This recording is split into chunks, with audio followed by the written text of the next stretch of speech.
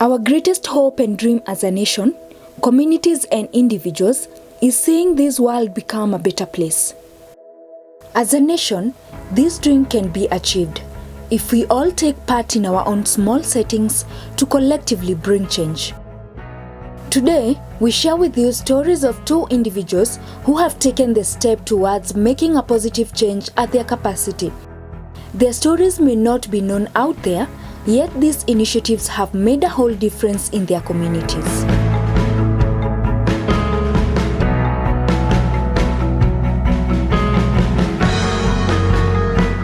Daisy is the founder of Dear Little Sister Foundation that focuses on teenage pregnancies in Kericho and other counties.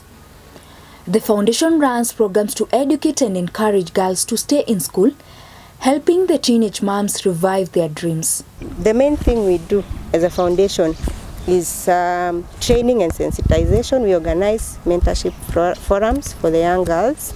We also rehabilitate teenage mothers, where we identify those girls whose dreams were broken because of teenage pregnancy, and we try to talk to them and see opportunities of readmitting them back to school. Those that their years have gone, like you could find someone who dropped out of school more than 10 years ago. They're almost 30 years, but still their dreams are shattered. They don't know where to start. We help them to start projects like income generating projects and find their way, because they still have to live their dreams. We also donate sanitary pads and toiletries to girls in school. In addition to training and sensitizing girls, we realize the problem of teenage pregnancy starts at home. We organize forums for mothers.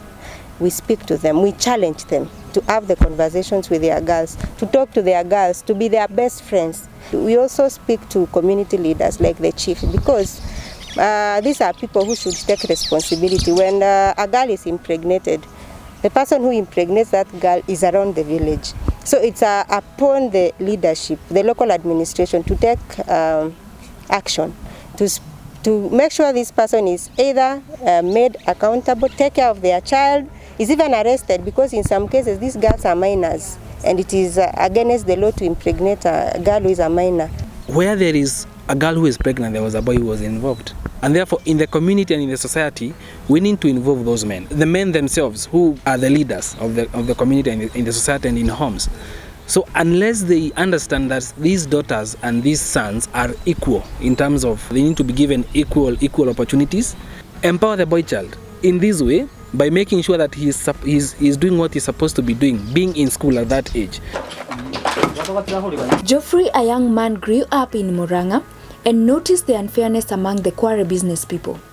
He took the initiative to educate and mobilize them to form a circle that helps them to negotiate and get better returns from their work. The group is called Murang'a Quarries and Sand Harvesters. We wanted to form an umbrella body that brings together quarry workers and sand harvesters from Murang'a County. The first reason why we came together is to formalize the sector, because apart from the society seeing them that way, the people who work there also saw themselves that way, and we were trying to show them that this is not the truth about you, this is not the narrative. And so that is why we formed the group, to bring them to a place where they can also have some dignity in life and in the things they do. The first pillar that makes the CBO what it is the economic empowerment. We told them that we have the resources. With unity, can be able to save and do the things that you have seen other people do.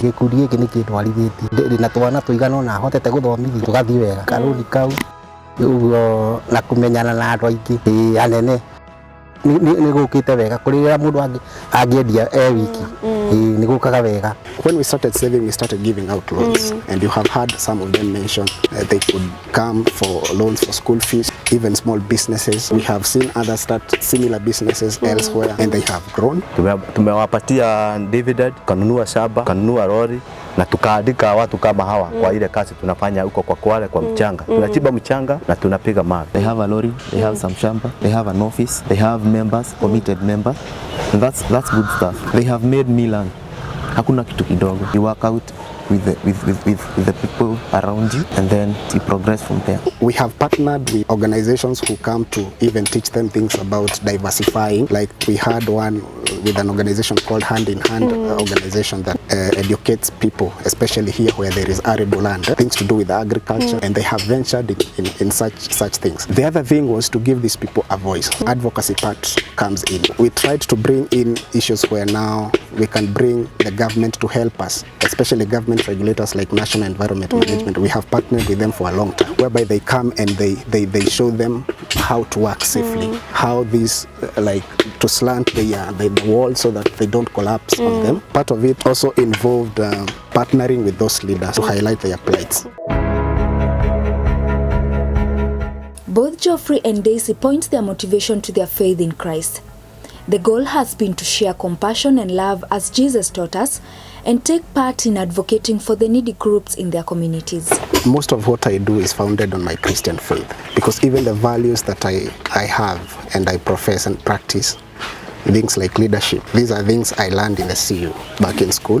It is in school where I learned things like accountability and the values of honesty and patience, because starting something like this in a place like this was unheard of. And we are taught about service and sacrificially serving people. If we apply the little knowledge we have learned in school and combine it with the values we have been taught, I think we can make things that can impact our society for the better. Christianity is about giving. Christianity is about compassion and being merciful. In this project, actually, it is about giving. You need to give your time, you need to give your resources, you need to even put in ideas, consultations, which are time-consuming. Faith without action is actually dead. And we cannot keep on hoping that our girls are not going to get pregnant. We cannot keep on hoping that everything is going to work out right. Just like in politics, we must move out of our comfort zones and act, do something about it. If you're facing something within your community, it is time to rise up and act. If you have passion in politics, it is time to rise up and act. Because if we do not exercise our faith, then there is not going to be any impact in the society. Daisy and Geoffrey are evidence that every contribution matters and that we can all do something towards contributing to a better nation. We have reached over 5,000 girls since we started this project in 2017. There is no better way to explain the satisfaction that comes with that. Dreams being relieved, hope being restored, and girls that were almost giving up in life getting the new strength to fight on. This group has members from across the social spectrum. We have old people. It is amazing how you see a man who is 85 years rejuvenated, and seeing that there is hope. Him coming to the meetings and saying that this is our group. I remember when we bought our truck, the truck that we use now to transport this material. One of the highlights you go somewhere and they come with stories and say, tulienda tukaulizwa mmefanya nini? Tuko na gari. And that joy you see with people. I would like to challenge the youth. Take action. There is no amount of effort that is too small. You can join a group that is already impacting the community. You can actually mobilize a group of friends, a group of people you come from the same place with. Go back there, identify a gap and do something.